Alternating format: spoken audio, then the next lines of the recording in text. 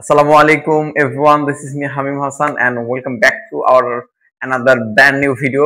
Basically আমরা এই সিরিজের মোটামুটি 3-4টা ভিডিও শেষ করে 4 নম্বর ভিডিওতে চলে আসছি। এই ভিডিওতে আমরা দেখব ওয়ার্ডপ্রেসের যে ফ্রন্ট পেজে কি কি অপশন আছে, কি কি কোথায় কি করতে হয়, কোথায় পেজ সেকশন দেখব, আমরা পোস্ট সেকশন দেখব, ড্যাশবোর্ডটা পুরোটা দেখব। তো চলুন আজকে আমরা এই ভিডিওতে জাস্ট একটা ওভারঅল ধারণা নিই কিভাবে কি কাজ করতে হবে, কোথায় কি আছে সবগুলো ধারণা নিই। চলুন তাহলে ভিডিওটা শুরু করি। ওয়ার্ডপ্রেসের আমরা ব্যাকএন্ডে সবকিছু পরিচয় হব। আমি আমার ওয়ার্ডপ্রেসে ইনস্টল করেছি এবং ইনস্টল করার পরে আমি ব্যাকএন্ডে আসছি। আসার পরে আমি যদি দেখাই আপনাদেরকে লগ আউট হওয়ার পর আপনারা কিভাবে লগ ইন করবেন, এটি এখান থেকে লগ আউট হয়ে যাবে। এবং আপনি যদি লগ ইন করতে চান একদম ইজি প্রসেস। আমি এখান থেকে দেখাই, আপনার জাস্ট এখানে ডোমেনটা লিখবেন। আপনি যদি আপনার এখানে ডোমেনটা লেখেন আপনার ওয়েবসাইট দেখাবে। এর ডোমেনের পরে স্ল্যাশ দিবেন, স্ল্যাশ দেওয়ার পর WP অ্যাডমিন লিখলে চলে আসবে আপনি এই প্যানেল। এখানে জাস্ট আপনার যে ইউজার নেম আছে এবং পাসওয়ার্ডটা দিয়ে দিবেন। দেন আপনি আপনার মানে ব্যাকএন্ডে ঢুকে যাবেন। আমি এটা কেটে দিতেছি, আমি অলরেডি ব্যাকএন্ডে আছি।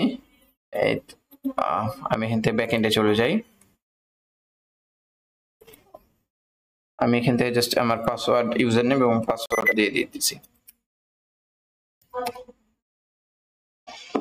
আমরা যদি এখান থেকে পাসওয়ার্ড দেওয়ার পর আপনি ব্যাকএন্ডে চলে আসবেন।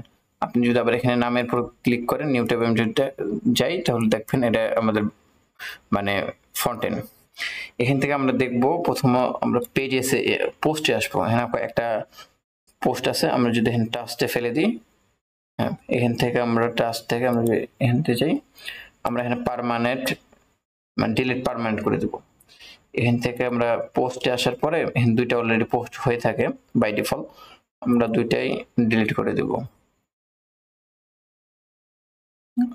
এখানে আমরা টাস্টে আসার পরে এখান থেকে দুইটাই ডিলিট পার্মানেন্টলি ডিলিট করে দিয়েছি।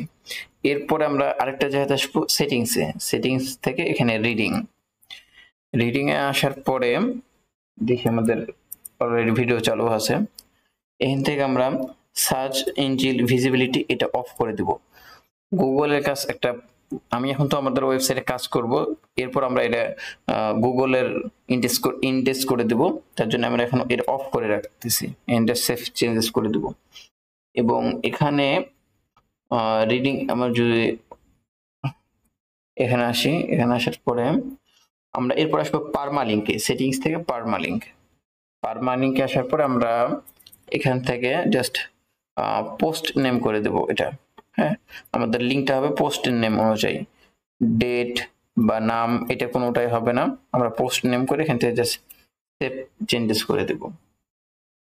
আমি এখান থেকে জেনারেল সেটিংসে আসি, এখান থেকে আপনার সাইডের নাম চেঞ্জ করতে পারবেন, সাইডে যে ট্যাগলাইন হ্যাঁ এটা চেঞ্জ করতে পারবেন।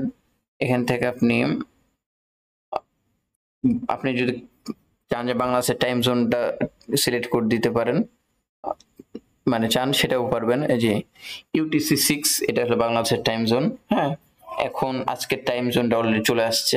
হ্যাঁ এরপর আমরা জাস্ট এখান থেকে আমরা আমাদের স্যাটারডে থেকে হয় শুরু হয়, তাহলে আমরা স্যাটারডে করে দিলাম, মানে সপ্তাহ শুরু হয়। এই তো এই সেটিং গুলো প্রথমত করবেন। নেক্সট ভিডিওতে আমরা দেখাবো কিভাবে আপনি থিম এবং প্লাগইনস অ্যাড করতে পারেন।